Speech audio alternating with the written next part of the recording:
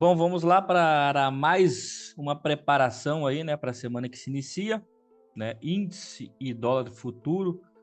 Vamos lá afiar o nosso machado. Gráfico semanal na tela. Vamos começar aqui pelo dolinha, pessoal.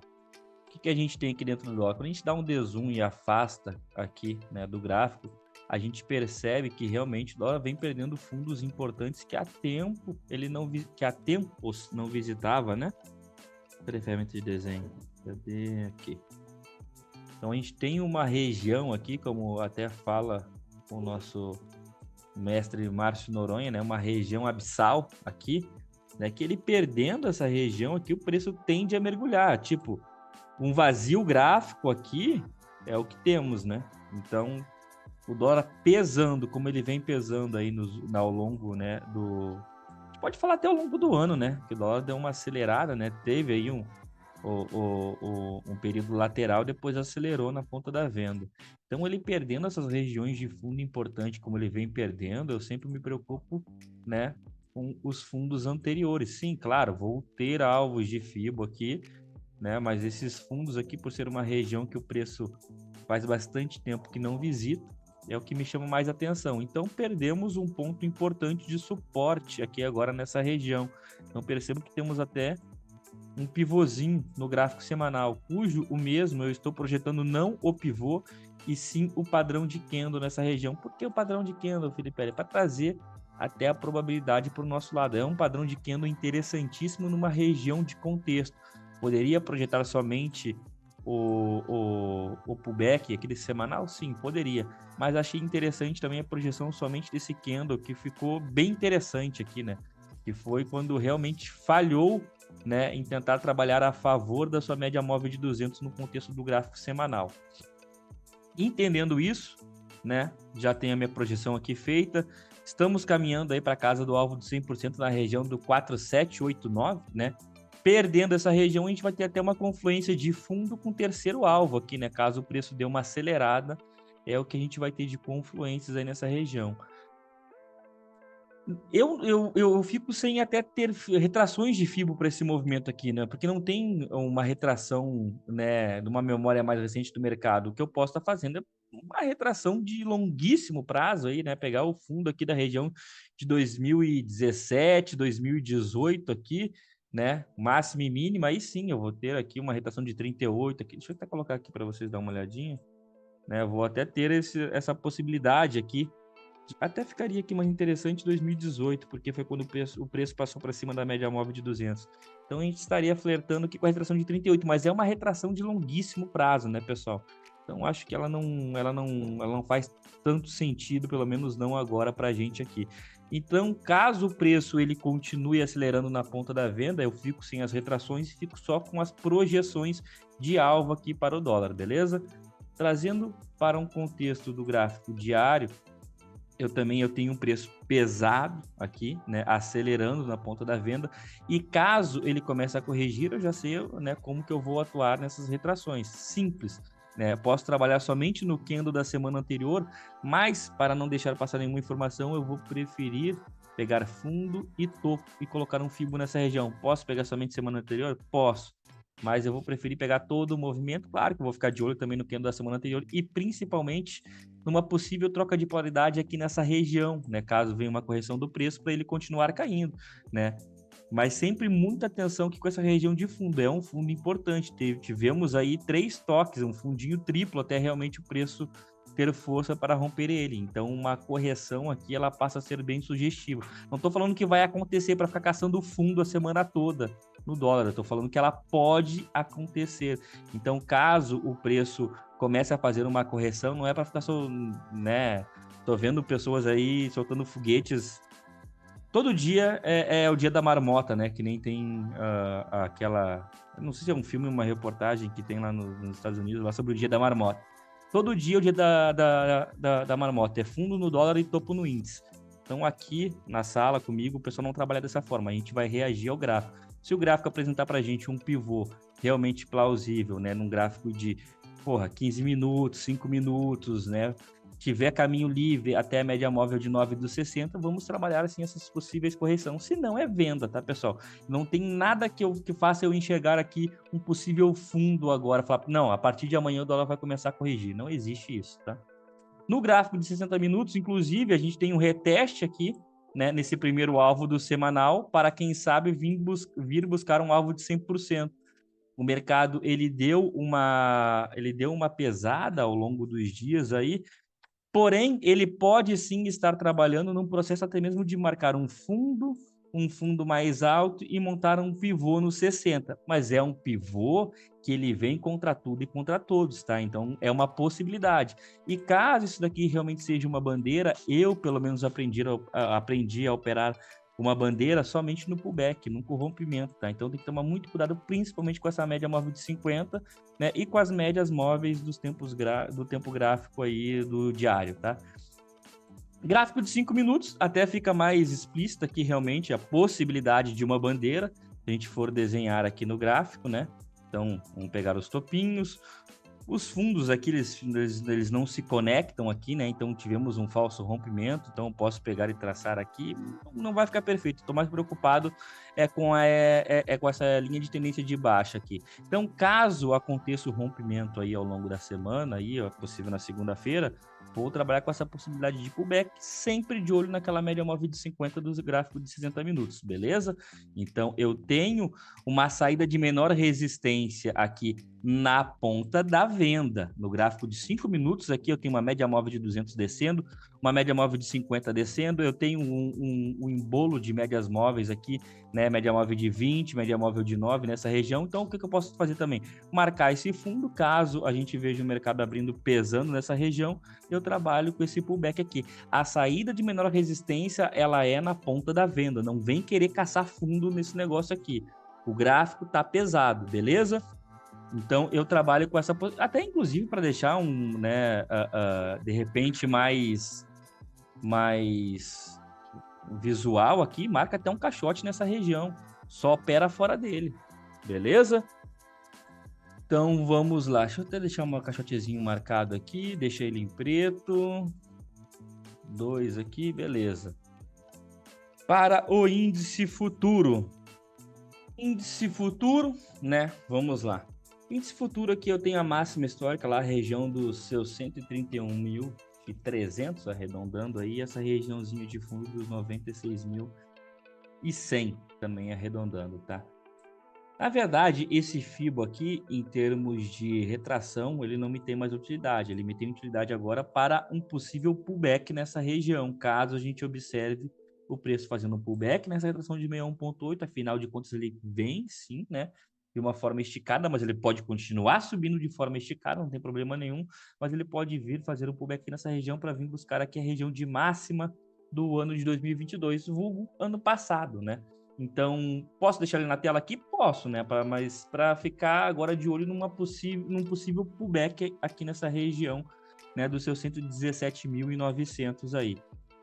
Caso a gente veja esse mercado aqui corrigindo o movimento, também eu posso pegar aqui aí aqui no caso no índice, né, fica realmente mais em consideração pegar somente o candle da semana passada, porque senão é um espaço muito grande, né? É 7 semanas. É as 7 semanas que é o dia da marmota aqui no índice, que eu tô vendo aí o pessoal gritando que hoje é topo, hoje é topo, hoje é topo. Eu, sinceramente, não consigo entender essa tara que o pessoal tem por achar topo, né? Mas, né, enfim, caso o mercado comece a corrigir, eu vou pegar a máxima e mínima aí da semana, vou traçar um FIBO somente dentro, né, do candle da semana anterior, eu vou ficar de olho nas retrações, mas o movimento que mais me interessa aqui no semanal é esse possível pullback aqui para ir buscar novos alvos, né? Beleza? Dentro de um gráfico diário, esse gap aqui é a troca de contrato, tá, pessoal? Dentro do gráfico diário também, né, a gente não tem muitas mudanças. Eu tenho um terceiro alvo aqui desse movimento na região dos seus 123 mil. Só que, na minha opinião, antes desse terceiro alvo aqui, eu estou de olho na região de 122 mil. É a máxima do ano passado, tá? Então, o gráfico, sim, ele vem de forma né, bem esticada, né, com a troca de contrato deixou mais esticado ainda esse gráfico. Então, o mercado, e sim, ele grita por uma correção. Na verdade, ele não grita, né? Quem está gritando é todo mundo que tá tomando pica aí, querendo achar topo ao longo dessas semanas aí. Mas o mercado, ele começa a apresentar, assim, né, de forma visual, ele fica, poxa, né? Agora seria uma boa hora para uma correção. Só que o gráfico só vai fazer isso se ele quiser, tá, pessoal? Então não adianta ficar querendo achar a topo aí, segue o gráfico. É a mesma coisa que eu venho falando pro pessoal do dólar. Tá caindo, tá? Ah, mas é que a política... Isso... Velho, segue o gráfico. Na dúvida, se não quiser estar olhando esse monte de tempo gráfico aqui como eu olho, segue só os 60 minutos, facilita a tua vida dentro do mercado. Não opera contra os 60. Eu falo isso há 2 anos praticamente aqui para vocês. Tá? Não opere contra os 60. Cara, tu vai evitar muito desgaste, muito desgaste. Só que tu vai ter que começar a falar a falar não também para muita operação que antes talvez você estava acostumado, né? Dentro do gráfico de 60 minutos aqui, a gente tem que ficar de olho aqui num possível caixote, tá? Porque o mercado ele grita por uma correção, sim. Mas na verdade, aí desde a nossa troca de contrato, o mercado ele pode virar um caixote aqui tranquilamente, né? Até as médias móveis aí do tempo, né, do diário, do semanal chegarem no preço e ele ficar batendo cabeça aqui sem ir para lugar nenhum, né? Dentro de um caixote aí. Então, muito cuidado, principalmente com essas perdas de fundinho aqui, tá? Isso daqui, o ideal de se operar, pessoal, é com pullback, tá? E assim como no dólar, vamos ficar de olho na média móvel de 50, também no 60. Cara, eu acho o seguinte, se você tem qualquer indicador que você utilize na sua tela, ele tá aí, ele tem que estar por um motivo. Porque se ele tá na sua tela e você não respeita ele, então tira. Não adianta você ter 1 milhão de envelopamento de médias, médias disso, médias daquilo, e não respeitar nenhuma. E vai ficar correndo atrás do rabo sempre, né? Porque você tem uma ferramenta ali, ela é um balizador da tendência para você. Você não respeita porque ela tá ali. Então, eu só tenho 4 médias aqui no meu gráfico: 200, 50, 20 e 9. Eu não trabalho contra elas.